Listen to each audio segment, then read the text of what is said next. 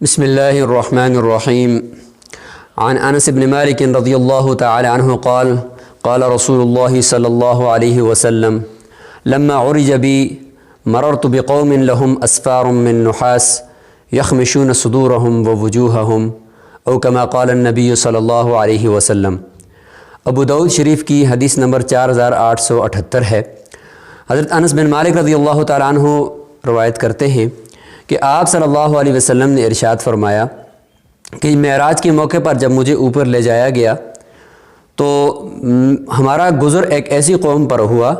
کہ جن کے تانبے کے ناخن تھے اور ان کے ذریعے سے وہ اپنے چہروں کو اور اپنے سینوں کو نوچ رہے تھے، ان کا گوشت ایسے پھاڑ رہے تھے اور اس کو توڑ رہے تھے۔ تو میں نے پوچھا کہ یہ کون لوگ ہیں؟ تو بتایا گیا کہ یہ وہ لوگ ہیں جو دنیا کے اندر دوسروں کی عزت نفس کو اچھالتے تھے اور دوسروں کو بھری مجلس کے اندر ان کی توہین کرتے تھے، ان کو بے عزت کر دیتے تھے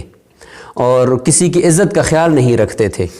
آج یہ لوگ ایسے ہیں کہ یہ دوسروں کی پیٹھ پیچھے باتیں کرتے تھے، غیبت کرتے تھے یہ، تو لہٰذا آج اس کے عذاب میں ان کے ناخن ہی تانبے کے اللہ تعالیٰ نے بنا دیے اور اس کے ذریعے سے یہ اپنے خود چہروں کو خود نوچ رہے ہیں اور اپنے سینوں کا گوشت نوچ رہے ہیں۔ اسی طریقے سے ایک اور روایت ہے، حدیث نمبر 4881 ہی ہے ابو داؤد شریف کی، اور حضرت مستورد رضی اللہ عنہ اس کو روایت کرتے ہیں کہ آپ صلی اللہ علیہ وسلم نے فرمایا کہ من اکل برجل مسلم اکلتن فإن اللہ یطعمہ مثلہا من جہنم، کہ کوئی آدمی اگر دوسرے کسی مسلمان بھائی کی وجہ سے کوئی ایک لقمہ بھی کھائے گا، اللہ تعالیٰ اسی جیسا لقمہ اس کو جہنم سے کھلائے گا۔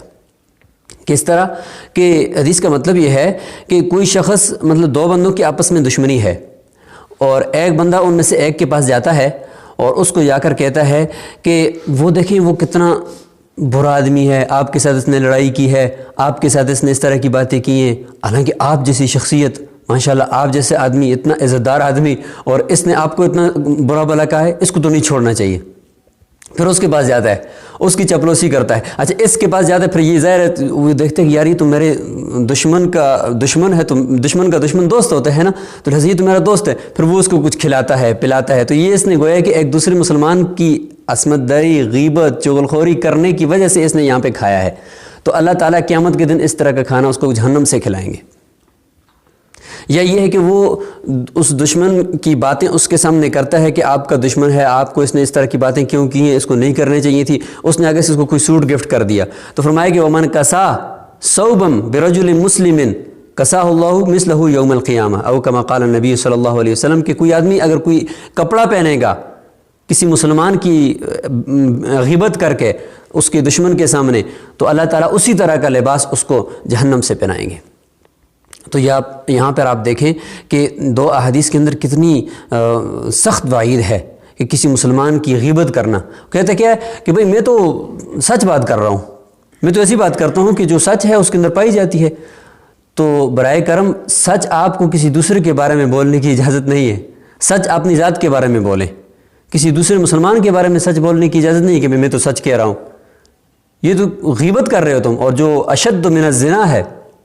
زنا سے بھی زیادہ سخت ہے، اور تم دو بندوں کو آپس میں لڑا رہے ہو۔ تو اس لیے ان مسلمانوں کی یعنی جو عصبندری ہے، مسلمانوں کی جو عزت ہے، یہ تو بہت بڑی چیز ہے،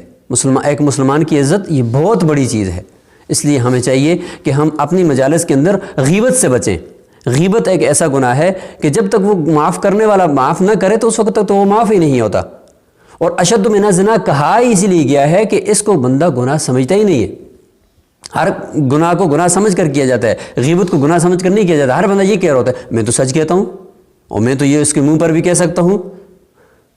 تو بھائی سچ آپ کو دوسروں کے بارے میں بولنے کی اجازت کس نے دی؟ سچ آپ اپنے بارے میں بولیں۔ تو یہ ان چیزوں سے ہمیں بچنا ہے کہ ہم کسی کی غیبت نہ کریں اور کسی کو منہ کے اوپر ملامت نہ کریں۔ اس کی مجلس کے اندر ہم ہوتے ہیں نا، مجلس کے اندر بیٹھے ہوتے ہیں، سامنے سے کسی نے اگر کوئی بات کی تو مجلس کے اندر ہی ہم اس کی توہین کر دیتے ہیں، یار تم چھوڑو، یار تم منہ بند کرو، تم ایسے ہو، وہ بیچارہ پوری مجلس کے سامنے وہ ذلیل و خوار ہو جاتا ہے۔ تو ہمیں چاہیے کہ ہم دوسروں کی عزت نفس کا خیال رکھیں۔ السلام علیکم ورحمۃ اللہ وبرکاتہ۔